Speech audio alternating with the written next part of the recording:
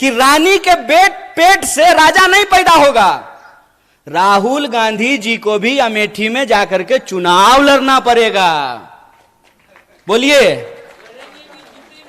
लड़ना पड़ेगा ना, ये लोकतंत्र है। एक बात बताइए, इंदिरा जी चुनाव नहीं लड़ी थी? लड़ी थी ना। राजीव जी चुनाव नहीं लड़े थे? लड़े थे ना। राहुल जी चुनाव लड़ रहे हैं ना। राहुल जी चुनाव जीत करके पार्लियामेंट में है ना।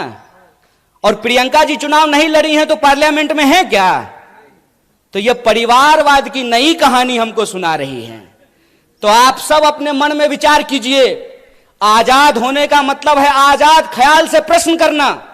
मैं मंच पे खड़ा हूं तो मैं जो भी बोलूंगा उसको आप यूं ही सच मत मान लीजिए। आप अपने मन में विचार कीजिए कि अगर भाजपा कहती है कि राहुल गांधी जी का सांसद बनना परिवारवाद है, तो अमित शाह का जो बेटा है, देखें उसका मुंह देखें जय शाह का है? उसका बीसीसीआई का सेक्रेटरी बनना परिवारवाद है कि नहीं है? और ज्योतिरादित्य सिंधिया जब यूपीए में मंत्री थे, उनके पिताजी भी मंत्री थे, माधवराव सिंधिया। तो जब तक वो कांग्रेस में थे तब तक परिवारवाद था। और जो ही मोदी जी के बगल में जाकर के बैठ गए हैं तो ताली बजा रहे हैं। आहा, उनकी सूरत देख रहे हैं। इतना मूर्ख हैं हम लोग, इतना मूर्ख बनाएंगे ये हमको कि हमारी पार्टी में परिवारवाद है। जो ही आप आरएसएस में शामिल हो जाइएगा तो वो संघ परिवारवाद हो जाता है।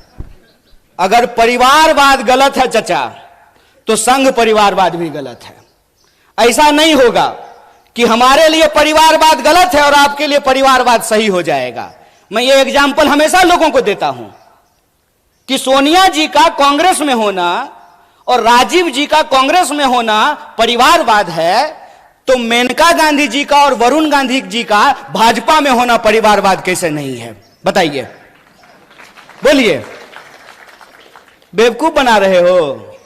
तुम्हारा खेल हम समझते हैं, और इसका खेल जानते हैं हम क्यों समझते हैं? क्योंकि हमारे जैसे लोग राजनीति को कभी अपना कैरियर नहीं समझते हैं। हमने, और ये मैं पब्लिकली बोल रहा हूं आपके सामने, ये जो आप तमाम लोग यहां बैठे हुए हैं ना, हमने आपका नमक खाया है।